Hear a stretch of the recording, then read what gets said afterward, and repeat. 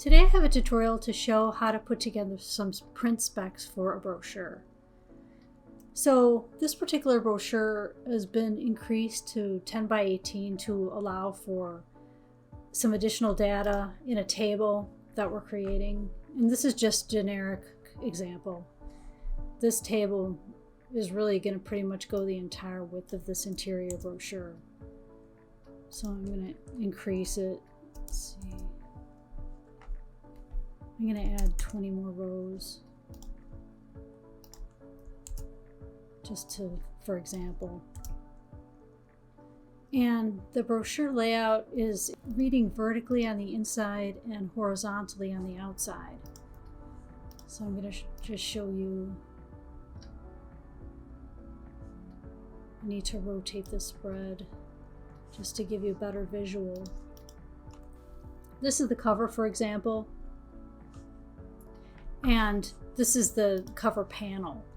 And the way this is folding is that it's going to fold in half and then in half again. And then this will be the cover. And this is reading, like I said, this is reading horizontally. This interior, when you unfold it, reads vertically. When you submit some specs to a printer, you want to specify a few key things. First thing is a quantity.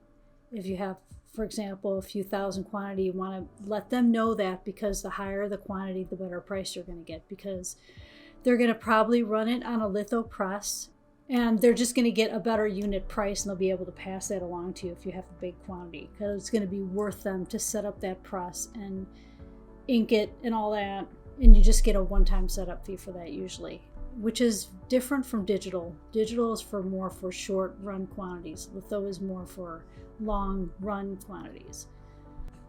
The next thing you want to specify is the size.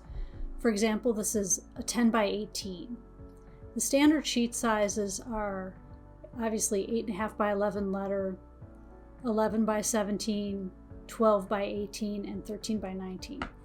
And because we were able to fit this table, this data, this interior information within the largest standard sheet size of 1319, we're going to get a better price than if they had to cut a specialty size. So that's something to keep in mind. Keep it under 1319 if you can. I mean, the best price you're going to get is 8.5 by 11 letter. But that's not the case with a more complicated job like this. The third thing you're going to want to let them know is the type of paper you want. Whether it's like 100-pound text, which is the case here, something heavier. But I would stick within like standard paperweight sizes. For example, 80-pound text, 100-pound text, 100-pound cover, 80-pound cover. And your printer can let you know what those paper types are. You also want to let them know one reason why we're able to fit this within a 13 by 19 inch sheet. Well, one advantage was so that we could go with a full bleed cover, which is what this is here. And full bleed just means that this brochure, on the exterior part of the brochure, it's going to bleed on all four sides.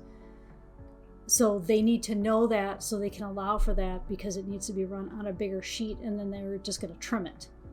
So when you save this as a PDF, like for example in this example here, I'm going to save it as a PDF with crops usually, and then they'll be able to place it on the appropriate size sheet, which in this case will probably be 13 by 19, and cut it, trim it.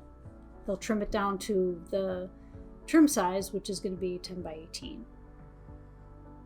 And also the last thing you want to let them know is how you would like this folded. Originally, when this brochure was a little bit shorter, it was 10 by 16, which meant that we could go with a parallel fold. And a parallel fold, I think I have an example here I was looking up, where it folds in half and then in half again. But since this is a slightly longer sheet, and this layout is going to extend beyond an even half fold, so you won't be able to fold it down to 4 inches wide. This cover panel won't be 4 inches wide if you fold it in half and half again. You're just going to have a flat folding in and then half and half again. So you might need to go with an accordion fold. So being familiar with these types of folds is helpful when you're discussing with the printer how you would like your printed piece finished. Other things you could keep in mind is like a saddle stitch if you're going to have it stapled in the middle, several pages stapled in the middle, if this were 4 pages or something, into a booklet. Other finishes like a varnish or something you would want to mention when you talk to them because that will add cost. But I think that's the highlights really. The quantity, whether it's bleed. In this example, I said the quantity. I told them 4/4, which means it's going to be 4 color process, inside and outside. Which is, if it's going to be color on both sides, that's usually the standard, is the 4 color breakdown. Other things you might want to mention is a specialty like a spot color, PMS, something like that. If it's a branded color, you might have a PMS. That will add cost. So I said 4/4 full bleed one side because it's just one side. That's so that they know that information. I said the final finished trim size, which will be 10x18. I specified the paper weight we wanted to have 100-pound C2S gloss text weight or comparable.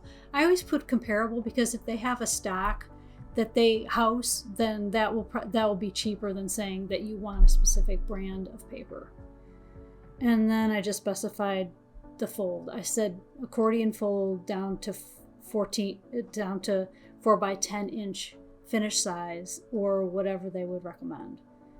And so those are the basic things that you would want to tell a printer to get them the information they need to quickly give you a price. In the description, I'm going to put the list of items that you would tell a printer and put a brief description of some of those fold types for reference. Please like if you learned something. Thank you for watching.